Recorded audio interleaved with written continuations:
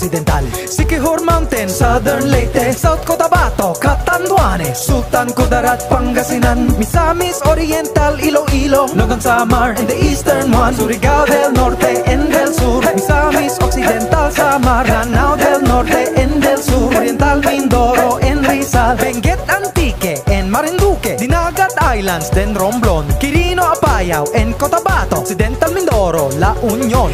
These are the Philippine provinces. Every Pinoy in the world comes from one of them. Mabuhay! These are the Philippine provinces in our 7,107 islands. But Mikey, wait! What about Aldub Nation?